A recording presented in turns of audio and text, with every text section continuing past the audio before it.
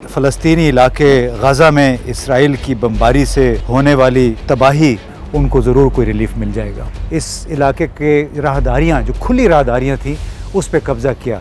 आइए दिखाते हैं आपको ज़्यादती, करप्शन और पाकिस्तान में इन दिनों एक बार फिर बड़े ज़ोर शोर से ये बहस चल निकली है कि वज़ीर आज़म इमरान खान ने इस्लाम।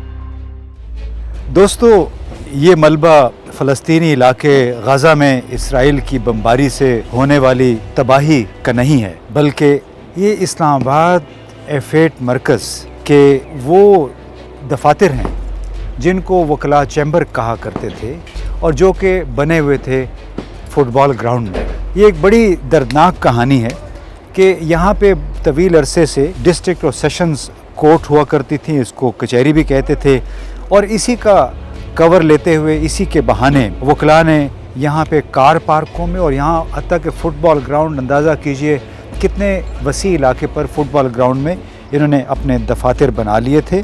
बिल्कुल गैर कानूनी तौर पे इसकी किसी से इजाज़त नहीं ली गई थी, बल्कि यहाँ पे जो बिजली के कनेक्शन थे वो भी गैर कानूनी थे, यानी कुंडा कनेक्शन था। ज़्यादातर इधर उधर के ट्रांसफार्मर से लेके ये बिजली इस्तेमाल हो रही थी। ये दफातर F8 मरकज़ की राहदारियों में भी, यानी सर्कुलेशन एरिया में भी कायम किए गए थे। बल्कि दिलचस्प अमर ये है कि हमारा प्लाज़ा जहाँ पे है, हमारा दफ्तर है जहाँ पे, उसके लिए स्टील की एक सीढ़ी बनाई गई थी हंगामी रास्ते के तौर पे।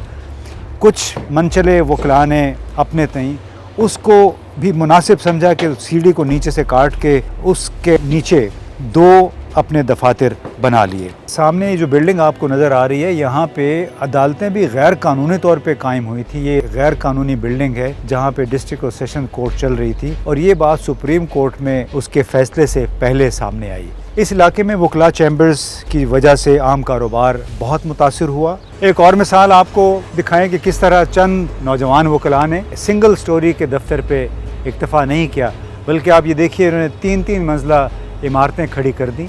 और जब हमने इस पे एहतजाज किया, उनसे शिकायत की, तो उन्होंने कहा कि अच्छा, आपको अगर एतराज़ है तो आप अदालतें आपके पास जाके अदालतों में हमारी शिकायत कर दें। और उस वक्त चूँकि जो माहौल बना हुआ था, जो इनके जहनों में एक फतूर था, उससे ज़ाहिर है अगर आप अदालत भी चले जाते तो ना अदालत उनके डर से कोई एक्शन लेती थी, ना यहाँ का पुलिसमैन इनके ख़िलाफ़ कोई कर सकता था, ना मकामी इंतज़ामिया। लेकिन बिलाखिर उनके साथ अब वो हो रहा है जो असल में होना चाहिए था। वो बिल्डिंगें अब गिराई जा रही हैं रफ्ता रफ्ता, जो यहाँ होनी नहीं चाहिए थी। अब आपको एक और मिसाल दिखाते हैं सर्कुलेशन एरिया की, कि किस तरह वकला ने एक एक करके इस इलाके के राहदारियाँ जो खुली राहदारियाँ थी उस पर कब्ज़ा किया। आइए दिखाते हैं आपको कितना एक वसी इलाका है। ये सर्कुलेशन एरिया की एक साइड है, इसी तरह सर्कुलेशन एरिया की ये दूसरी साइड भी आप देख सकते हैं।